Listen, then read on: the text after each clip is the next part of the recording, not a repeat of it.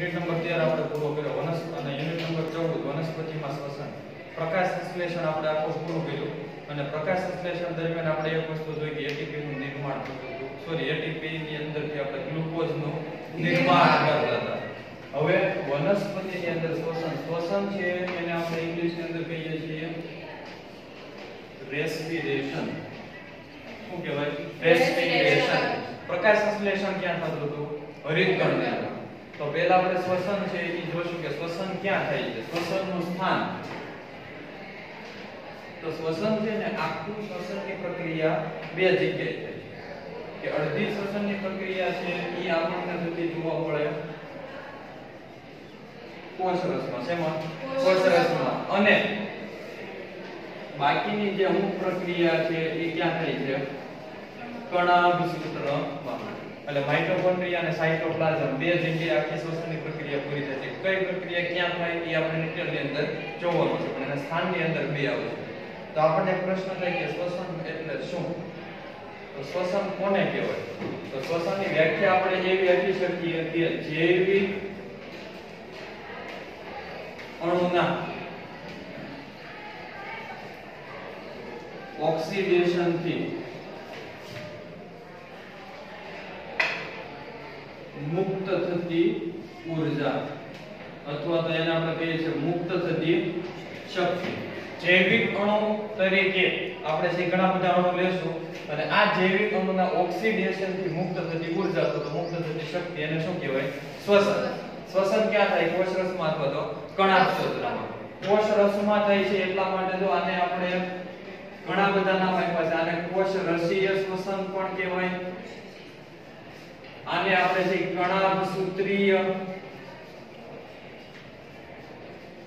શ્વસન પણ કહીએ છીએ અથવા આને આપણે જે કોષીય શ્વસન શા માટે કારણ કે બધી પ્રક્રિયા ક્યાં થાય છે કોષની અંદર એટલા માટે કણાભસૂત્રીય કોષરસીય કે કોષીય શ્વસન તરીકે આપણે એને ઓળખીએ છીએ તો આ બધી પ્રક્રિયા આપણે જો અત્યારે ખાસ વનસ્પતિની અંદર જોઈએ છીએ કે મનુષ્યની અંદર પછી આપણે જોવાનું છે અત્યારે આપણે શેની અંદર જોઈએ છીએ વનસ્પતિની અંદર તો સ્થાન ખબર પડી ગઈ ક્યાં થાય છે શું કહેવાય હવે કે આપણે એક વસ્તુ વ્યાખ્યાની અંદર જોઈએ કે જૈવિક અણુના ઓક્સિડેશન તો આની અંદર જેટલા પણ જૈવિક અણુ વપરાશે ને શ્વસનમાં ઉપયોગમાં લેવાતા જૈવિક અણુ આ જૈવિક અણુ છે એ શ્વસનની અંદર ઉપયોગમાં લેવાય એટલા માટે આપણે એને કહીએ છીએ શ્વાસ્ય પદાર્થો શેની તરીકે ઓળખીએ છીએ શ્વાસ્ય પદાર્થો એટલે શ્વાસ્ય પદાર્થોનો ઉપયોગ છે આપણે અંદર કરશું તો આપણને હવે પ્રશ્ન થાય કે જૈવિક અણુ શ્વાસ્ય પદાર્થો કયા કયા આવે તો શ્વાસ્ય પદાર્થ તરીકે પ્રોટીન પણ આવી શકે લિપિડ પણ આવી શકે અને કાર્બોદિત પદાર્થો આ બધા શું છે શ્વાસ્ય પદાર્થો પણ શ્વાસ્ય પદાર્થો તરીકે કોઈ દિવસ છે એ પોલિસેકેરાઇડ નહીં એનો નાનો ભાગ હશે એ આવશે તો પ્રોટીન છે એ શેનો બનેલો છે આપણે ભણી ગયા છે પ્રોટીન શેનો બનેલો છે એમિનો એસિડ તો એમિનો એસિડ શ્વાસ્ય પદાર્થ તરીકે આવશે લિપિડ છે તો લિપિડ બે ભાગમાં બનેલો છે આપણને ખ્યાલ છે ગ્લિસરોલ અને ફેટી એસિડ તો ગ્લિસરોલ પણ શ્વાસ્ય પદાર્થ કહેવાય છે ફેટી એસિડ પણ શું કહેવાય શ્વાસ્ય પદાર્થ કાર્બોદિત પદાર્થની વાત કરીએ તો કાર્બોદિત પદાર્થમાં ખાસ જોવાનું છે કે કાર્બોદિત પદાર્થ છે ને આપણા શરીરની અંદર ખોરાકનો સંગ્રહ છે એ શેની સ્વરૂપે થાય છે સ્ટાર્ચ અને આ સ્ટાર્ચ છે આ સ્ટાર્ચમાંથી બનશે એમાઇલોઝ શું સ્ટાર્ચ છે બે ભાગમાં બને તો એમાઇલોઝ ને એમાઇલોપેક્ટિન આપણે ભણ્યા તો સ્ટાર્ચમાંથી એમાઇલોઝ બને એમાઇલોઝ છે એની અંદરથી બને સુક્રોઝ અને સુક્રોઝ છે બે ભાગમાં બનેલો હોય ગ્લુકોઝ અને ફ્રુક્ટોઝ તો કાર્બોદિત પદાર્થ તરીકે આપણે લઈશું ગ્લુકોઝ કે ફ્રુક્ટોઝ શા માટે લીધું ખબર પડી આ એનું સિમ્પલ આપણે ડાયરેક્ટ નથી લીધું એટલા માટે તમને સમજાય કે સ્ટાર્ચમાંથી ગ્લુકોઝ કે ફ્રુક્ટોઝ ક્યાંથી આવ્યું તો આ બધા amino acid glycerol fatty acid કે કાર્બોદિત તરીકે ગ્લુકોઝ કે ફ્રુક્ટોઝ, આને આપણે શેની તરીકે ઓળખીએ? સ્વાસ્થ્ય પદાર્થો. અને સ્વાસ્થ્ય પદાર્થો એટલે શું કે ઉપયોગમાં લેવાતા જૈવિક અણુ. અને જૈવિક અણુ એટલે શું કે એનું ઓક્સિડેશન થી શક્તિ શું થાય છે? મુક્ત થાય છે. આટલી વસ્તુ ખબર પડી બધાને? આ બેઝિક છે. ઇન્ટ્રોડક્શન યુનિટ આપણે લેક્ચર જોઈએ છે બેઝિક. આ સમજાશે તો આખું સમજાશે, એટલે ખાસ અહીંયા ધ્યાન આપજો. હવે આપણે જે જોવાનું છે કે સ્વાસ્થ્ય પદાર્થોની આપણે વાત કરી. બીજી વસ્તુ એ તમને કીધી હતી કે જૈવિક અણુનું ઓક્સિડેશન. તો ઓક્સિડેશન થવા માટે ઘણી બધી પ્રક્રિયા થતી છે. તો આપણે અહીંયા શ્વસનની મુખ્ય ક્રિયાઓ લખીએ છીએ. અને આ મુખ્ય ક્રિયાઓ જે લખીએ છીએ ને એ આપણે આખા યુનિટ એની અંદર આખો યુનિટ આવી છે. આપણે મેઈન ટોપિક ની વાત કરીએ કે શ્વસનની અંદર કઈ કઈ પ્રક્રિયા ભાગ લે. તો શ્વસનની અંદર પહેલી પ્રક્રિયા છે ગ્લાયકોલિસિસ. શું છે? ગ્લાયકોલિસિસ. આ મુખ્ય પ્રક્રિયા છે ગ્લાયકોલિસિસ. બીજી આપણને જોવા મળશે ઓક્સિડેટિવ ડીકાર્બોક્સિલેશન. બીજી પ્રક્રિયા કઈ છે? ઓક્સિડેટિવ ડીકાર્બોક્સિલેશન.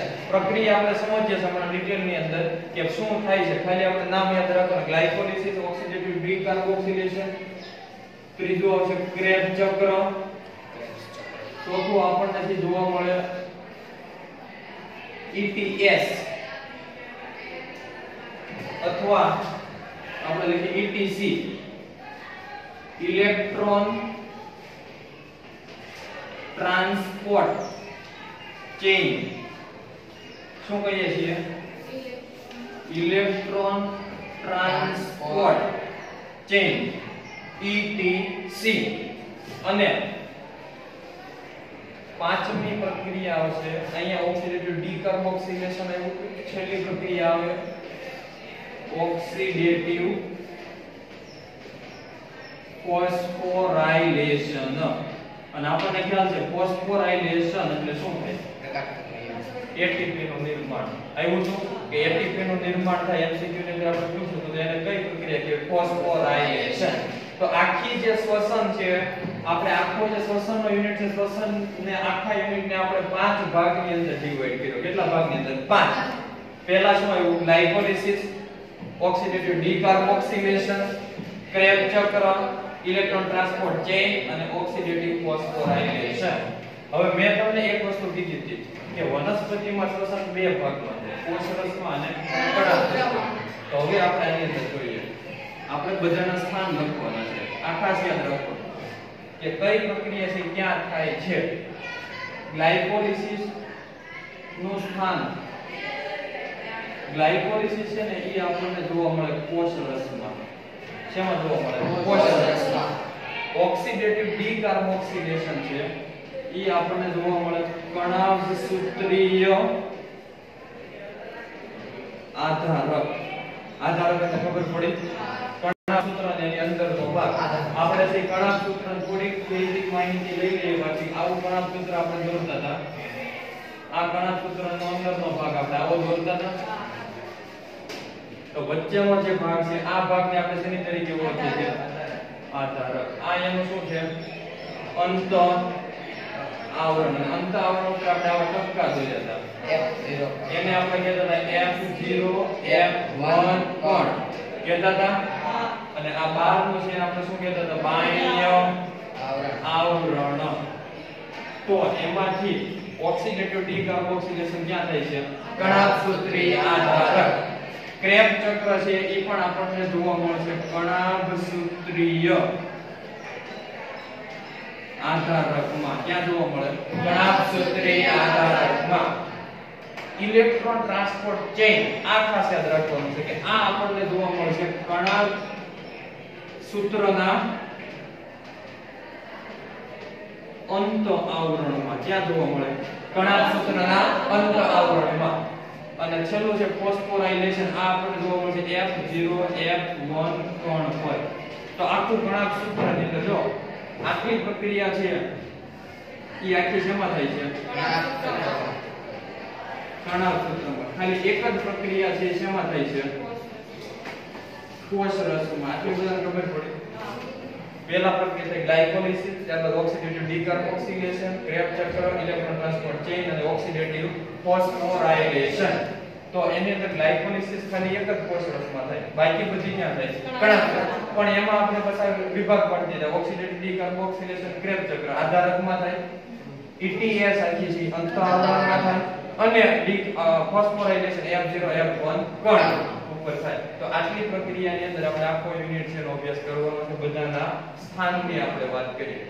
હવે આપણે થોડું અંદર ડિટેલની અંદર જઈએ. પહેલા આપણે શ્વાસ્ય પદાર્થો જોયા, મુખ્ય પ્રક્રિયાઓ જોઈ. હવે આ પ્રક્રિયાની અંદર આપણે વાત કરીએ તો મુખ્ય જે પ્રક્રિયાઓ છે એની અંદર શ્વાસ્ય પદાર્થમાંથી શક્તિ મુક્ત થતી હશે.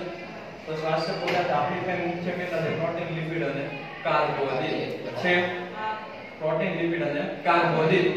પણ ત્રણેયની અંદર પ્રક્રિયા છે એ આપણને અલગ અલગ જોવા મળશે. દાખલા તરીકે જારક અને અજારક સ્થિતિ હશે. ત્યાં પ્રક્રિયા કેવી જોવા? જારક એટલે કેવી સ્થિતિ? ઓક્સિજનની હાજરીમાં, અને અજારક એટલે ઓક્સિજનની ગેરહાજરીમાં. તો પહેલા છે એ આપણે ત્રણ પદાર્થો અહીંયા લખું. આ આપણી પાસે કયો પદાર્થ છે? પ્રોટીન.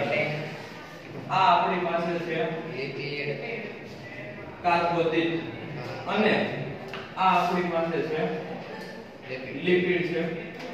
તો કાર્બોહાઇડ્રેટ પદાર્થ છે એની અંદરથી આપણને ખ્યાલ છે શું મળે છે? આપણને પ્રોટીન છે. તો પ્રોટીન નું સામાન્યકરણ કરીએ તો પ્રોટીન ની અંદરથી આપણને છે ઈ શું મળશે?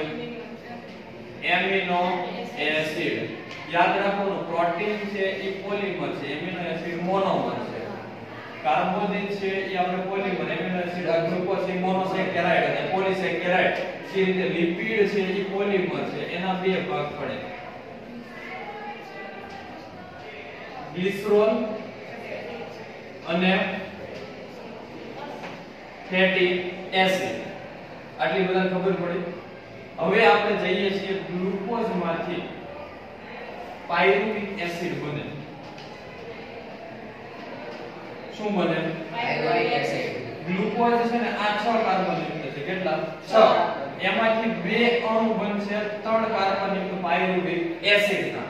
તો આ પાયરુવિક એસિડના 2 અણુ બન્યા. આ પ્રક્રિયાને કહેવાય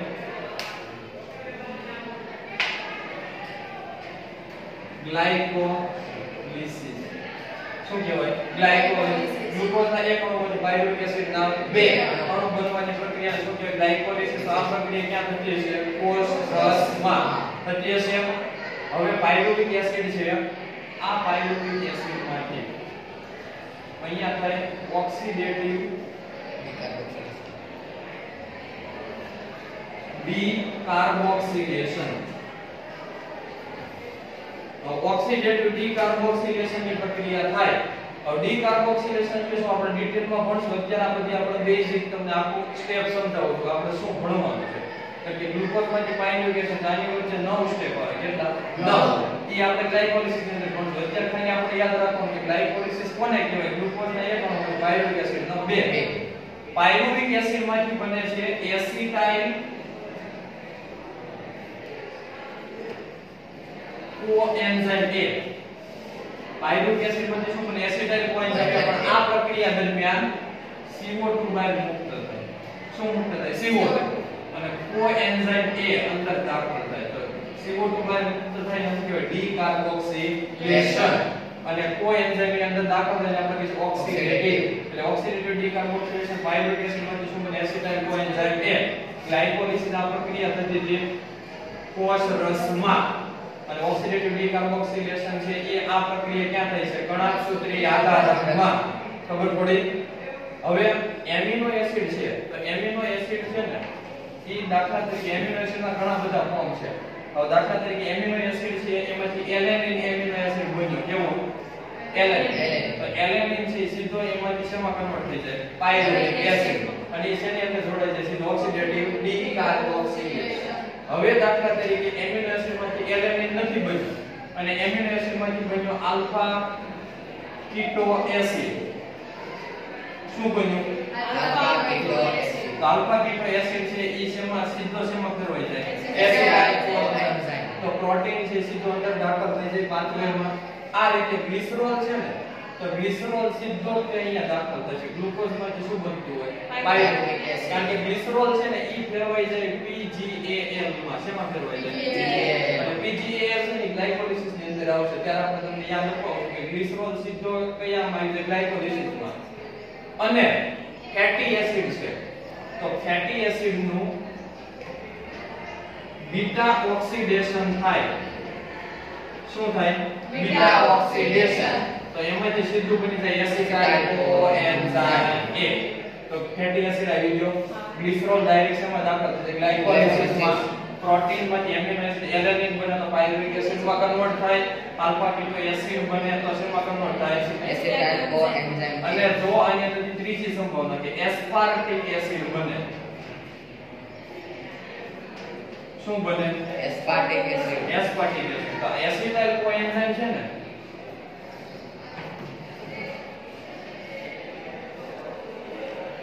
આમાં દાખલ થાય. આને કહેવાય એસિટાઇલ કોએન્ઝાઇમ. એ સીધો શેમાં દાખલ થાય? ક્રેબ્સ ચક્ર. અને ક્રેબ્સ ચક્ર છે એમાં ડાયરેક્ટ કોની જરૂર પડશે? Aspartic acid. તો આટલી વસ્તુ ખબર પડી કે જો ક્રેબ્સ ચક્ર છે ઈ પણ ક્યાં થાય છે? ઘણા પ્રક્રિયા આધારકમાં થાય. તો સ્ટેપ વાઇઝ આપણે પ્રક્રિયા જોઈ લો. પહેલા ગ્લાયકોલિસિસ જોઈ, પ્રોસેસમાં થઈ, એમાંથી ડીકાર્બોક્સિલેશન એસિટાઇલ કોએન્ઝાઇમ A બન્યો. એટલે આપણને ઓક્સિડેટિવ ડીકાર્બોક્સિલેશન એટલે ખબર પડી કે પાયરુવેટ એસિડમાંથી એસિટાઇલ કોએન્ઝાઇમ A. ગ્લાયકોલિસિસ એટલે ખબર પડી ગ્લુકોઝમાંથી પાયરુવેટ એસિડ ના એક અણુમાંથી બે. અને એસિટાઇલ કોએન્ઝાઇમ સીધો શેમાં દાખલ થાય? ક્રેબ્સ ચક્ર. અને એસ્પાર્ટિક એસિડ સીધો એમાં જોડાઈ જશે. હવે ક્રેબ્સ ચક્ર પૂરું થશે અને અહીંયા H2O પાણીનો અણુ મુક્ત થાય. અને અહીંયા બે પ્રક્રિયા થાય. એક તો ADP, એમાંથી શું બની જાય? ATP બનશે. ક્રેબ્સ ચક્રમાંથી આગળ વચ્ચેની પ્રક્રિયા કહો. ક્રેબ્સ ચક્રથી આગળ અને આ પ્રક્રિયાને આપણે કહીએ છીએ ETC, ઇલેક્ટ્રોન ટ્રાન્સપોર્ટ ચેન. અથવા તો ATP માંથી ATP બનવાની પ્રક્રિયાને કહેવાય ઓક્સિડેટિવ ફોસ્ફોરાયલેશન. શું થાય? Oxidative phosphorylation. આ બંને પ્રક્રિયા છે ને એ ક્યારે થાય? તો એ ક્રેબ્સ ચક્ર પછી. ક્રેબ્સ ચક્રમાંથી જે એનર્જી મુક્ત થઈ, આ એનર્જી દાખલ તરીકે NADH2 સ્વરૂપે હોય. તો NADH2 ને ATP માં ફેરવવા માટે આ ચેઇન આખી આવે. કઈ આવે? Electron transport chain. એ ઇલેક્ટ્રોન ટ્રાન્સપોર્ટ ચેઇન શું કરે? તો ઇલેક્ટ્રોન ટ્રાન્સપોર્ટ ચેઇન NADH2 આને શેમાં કન્વર્ટ કરે? ATP. અને આપણને ખ્યાલ છે એક NADH2 બરાબર કેટલા ATP થાય? 3 ATP છે અહીંયા થાય. તો છેલ્લે પાણીનો અણુ મુક્ત થઈને શક્તિ મુક્ત થશે. અને પાણીનો અણુ જે શક્તિ મુક્ત થાય આ પ્રક્રિયાને કહેવાય ETC અને ઓક્સિડેટિવ ફોસ્ફોરાયલેશન. તો આ આખી પ્રક્રિયા થઈ ગઈ કે આપણે બધાને ભેગા કર્યા અને બધી પ્રક્રિયાઓ આવી ગઈ. હવે બીજી વસ્તુ એ કે પાણીનો અણુ મુક્ત થાય, ઓક્સિજન મુક્ત થાય છે. એટલા માટે આ પ્રક્રિયા છે ને, આ જે આપણે આખી પ્રક્રિયા છે આને આપણે કહીએ છીએ ધારક પ્રક્રિયા. અથવા આને કહેવાય જારક શ્વસન. શું કહેવાય? જારક શ્વસન. જારક શ્વસન થાય ઓક્સિજનની